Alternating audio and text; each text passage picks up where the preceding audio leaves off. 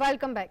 માંગરોળ નગરપાલિકામાં એક તરફ ગેમ ઝોન, હોટલ અને એપાર્ટમેન્ટ સહિતના અનેક મિલકતોમાં ફાયર સેફટીને લઈ ચેકિંગ હાથ ધરવામાં આવી રહ્યું છે, પરંતુ ખુદ માંગરોળ નગરપાલિકામાં ફાયરના 2 જેટલા વાહનો બંધ હાલતમાં જોવા મળી રહ્યા છે।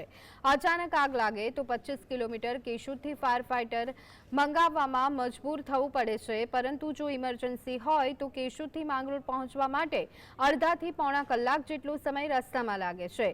ત્યારે ઇમરજન્સી માટે શું કરવું તેવા અનેક સવાલો ઉઠી રહ્યા છે।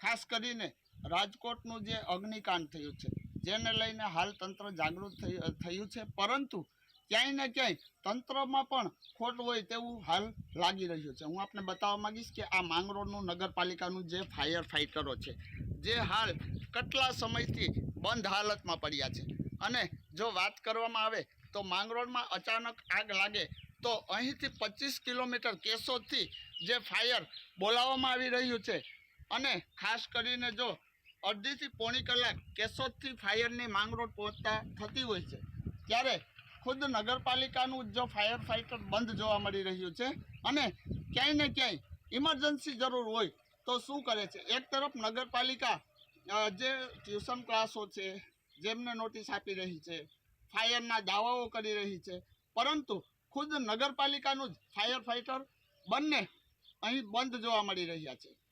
સંજય વ્યાસ, GSTV ન્યૂઝ, માંગરોળ।